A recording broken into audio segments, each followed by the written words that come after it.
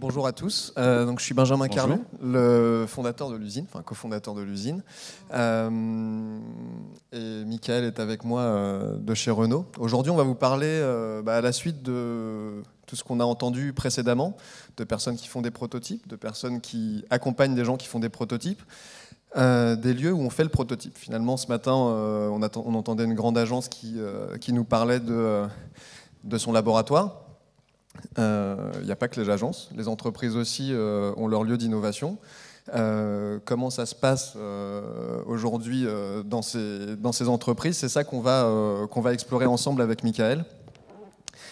Et voilà. Alors pour commencer, en fait, il y a certaines personnes qui prototypent à domicile. On parlait des makers à l'instant. Il est de plus en plus facile d'accéder aux ressources. Je pense qu'on vous l'a démontré depuis ce matin. On peut même se faire une imprimante 3D soi-même avec $300, un bon laptop et un petit peu d'idées. On est capable d'avoir un laboratoire à la maison. Mais finalement, ça ne résout pas tous les problèmes parce qu'une fois qu'on a imprimé une pièce, on a envie de faire l'électronique qui va derrière, donc on doit acheter une autre machine. On a envie de peut-être créer une pièce découpée en bois, en tôle, et là, on se retrouve vite limité par ce qui se passe chez soi. C'est là où interviennent les lieux de création numérique ou même artisanaux, comme les Fab Labs, qui sont des lieux qui sont dispersés. Aujourd'hui, on en retrouve une cinquantaine, plus d'une centaine en France. À Paris, vous avez 4-5 Fab Labs principaux. Vous en trouvez à la Cité des Sciences, dans les universités, et puis aussi des associations de quartier qui s'organisent un peu partout. C'est basé souvent sur du volontariat, de l'associatif. C'est hyper intéressant parce qu'on va pouvoir apprendre avec ses pairs à utiliser une machine, une technologie, et puis peut-être créer un produit tout d'abord pour soi et ensuite peut-être pour un certain marché.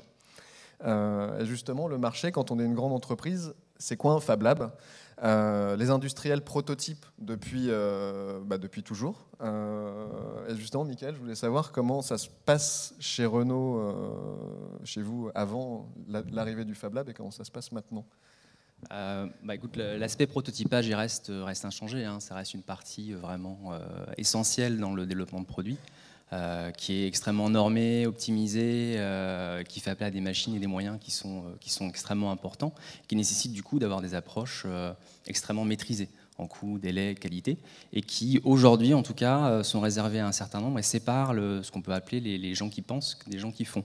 On est très régulièrement en fait dans des commandes qui sont passées à des gens qui, eux, ont le savoir-faire et réalisent pour. Donc assez peu dans l'itération, finalement. D'accord, donc au cœur de procédés vraiment écrits dans lesquels on ne peut pas vraiment sortir. Et l'approche justement que vous avez apportée avec ton travail et votre travail chez Renault aujourd'hui, pourquoi, comment ça a été accueilli par les équipes Alors, la mise en place d'un Fab Lab, en tout cas d'un espace de type Fab Lab qui est plutôt un espace de collaboration, d'innovation participative au sein de Renault, c'est venu compléter des dispositifs qu'on avait déjà en place et qui visaient à soutenir l'innovation en interne, avec cette idée que l'innovation est l'affaire de tous finalement dans l'entreprise et qu'elle ne doit pas être réservée à certaines personnes. En tout cas, quand on parle d'autres briques que des briques technologiques, et qu'on parle d'usage, de design, d'approche nouvelle. Donc là vraiment, il a été question en fait de venir compléter les dispositifs qu'on avait en place, qui jusqu'à présent, c'était il y a 6 ans à peu près, c'était des communautés de pensée. On est confronté nos visions, notre prospective, nos idées de produits, nos concepts avec d'autres partenaires, amener des insights en interne de l'entreprise, vraiment des connaissances sur des sujets très très variés qui n'ont pas forcément de lien direct avec l'automobile. Et après, vraiment avoir des discussions et amener à des incubateurs, mais qui étaient uniquement sur le registre de la pensée, finalement des idées, et qui étaient pour le coup uniquement ancrés dans des espaces virtuels, des communautés de partage, des forums de discussion. D'accord. Donc on a eu vraiment ce besoin qui arrivait assez naturellement d'avoir un lieu physique dans lequel on puisse ancrer ces discussions et commencer à donner forme finalement aux idées et itérer, les questionner et vraiment les tester pour de vrai. D'accord, dans le concret. Et aujourd'hui, je vous présente un dernier lieu qui est celui sur lequel nous on travaille, qui ouvrira en septembre. Donc Usine IO, c'est l'ouverture de 1500 m² qui sont destinés à l'innovation, avec des ateliers de fabrication, travail du bois, de l'usinage, fabrication de circuits électroniques, mais aussi de conception. Et pourquoi on discute tous les deux aujourd'hui avec Michael, c'est que des ponts existent finalement entre toutes ces structures, parce qu'on n'innove plus tout seul, on n'innove plus que chez soi, et de temps en temps, des industriels vont passer chez nous. On en rencontre beaucoup aujourd'hui en amont de cette ouverture, et c'est pour ça que cette conversation a lieu aujourd'hui, quoi. Oui, alors en fait, les enjeux que nous on se pose en fait de manière très claire, hein, sont celui des connexions avec d'autres communautés que celles qu'on peut avoir en interne. Parce que si on s'est aperçu finalement que ce qui peut faire un lieu comme celui-là, faire que ça fonctionne, c'est à la fois une dimension spatiale, c'est-à-dire l'organisation physique du lieu, c'est des outils, des méthodes et des processus, comme ce qui avait été évoqué précédemment, et des rituels. C'est avant tout des communautés en fait. On s'aperçoit qu'on adressait avant énormément des communautés qui sont plutôt des penseurs.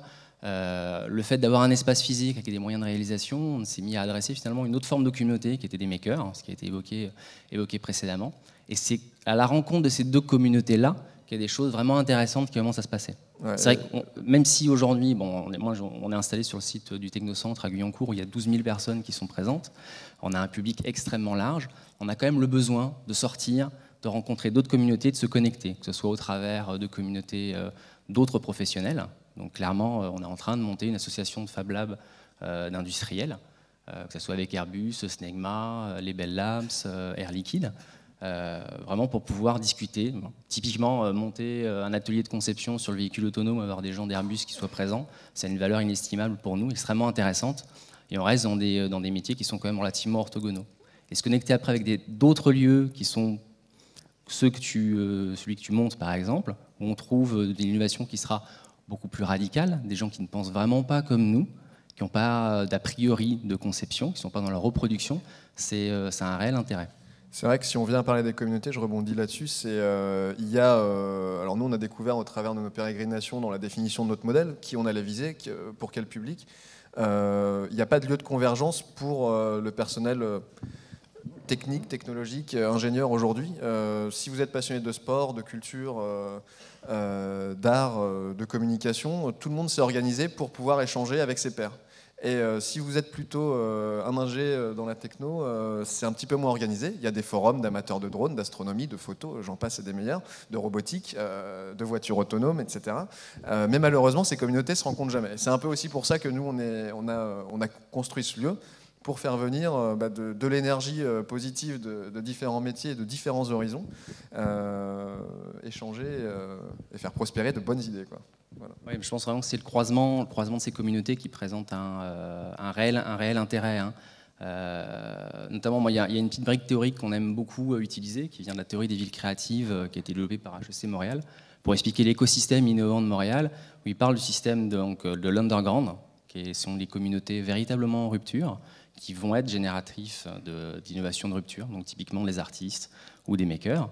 Des communautés de pratique, hein, qu'ils appellent le middle ground. Donc nous, on s'identifie à ces communautés-là.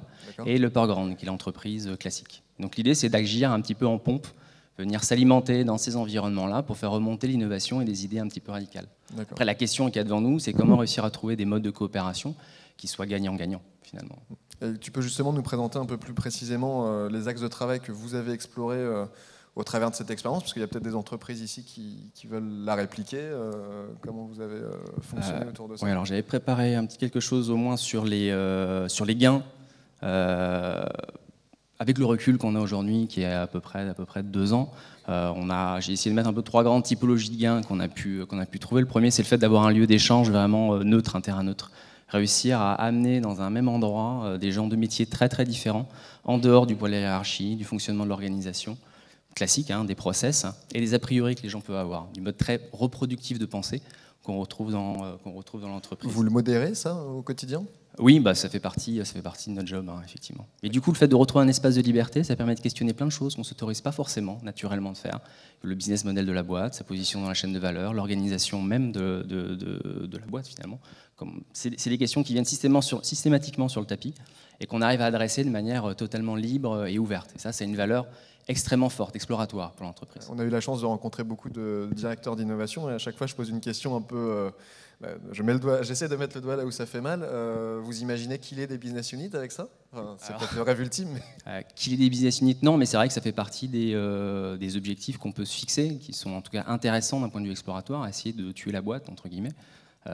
Au mieux qu'on nous on y réfléchisse en amont, voilà, plutôt que ce soit d'autres qui le fassent à notre place. Après, moi je pense que l'enjeu principal, avec le recul qu'on a, c'est le changement culturel. En tout cas, c'est nous comme ça qu'on l'a pris, véritablement amener l'entreprise et les gens à connaître ces nouvelles technologies, ces nouvelles manières de penser, de concevoir, qui sont celles du numérique finalement. Nous on est une entreprise qui n'est pas naturellement une entreprise du numérique.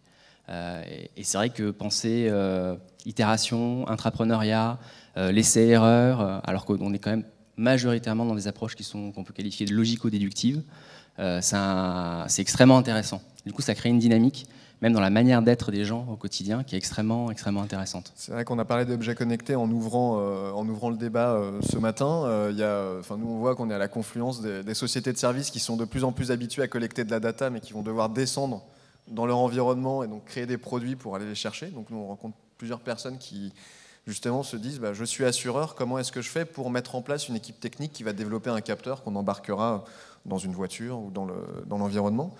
Et à contrario, les sociétés industrielles qui, elles, arrivent et qui débitent du câble au kilomètre ou du tuyau au kilomètre ou des voitures par centaines par jour.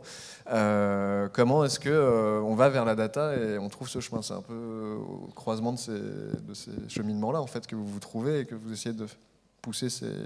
en mettant l'usager au centre finalement de nos réflexions. C'est aussi l'intérêt d'un lieu comme celui-là, c'est qu'on peut y faire venir de manière extrêmement simple. On l'a fait récemment avec les utilisateurs de Twizy, des fanboys de Twizy, vraiment discuter avec eux, imaginer des nouveaux services et travailler sur ce que pourrait être la suite. Donc c'est vraiment cette espèce de lieu plateforme, à la fois une ouverture vers l'intérieur de l'entreprise et une ouverture vers l'extérieur de l'entreprise. Et c'est là que la valeur que la valeur se crée, je pense.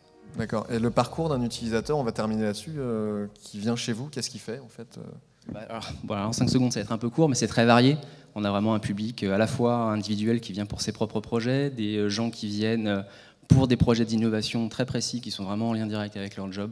Ils n'ont pas accès aujourd'hui à des moyens où ça coûte extrêmement cher de faire imprimer des choses à l'extérieur ou en intérieur de l'entreprise. Donc là, avoir un accès libre, ouvert, on va les aider, on va rencontrer des gens pour discuter. Ça les aide énormément. C'est une forme d'agilité que retrouve la boîte.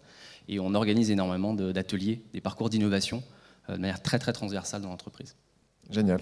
Merci, Michael. Merci.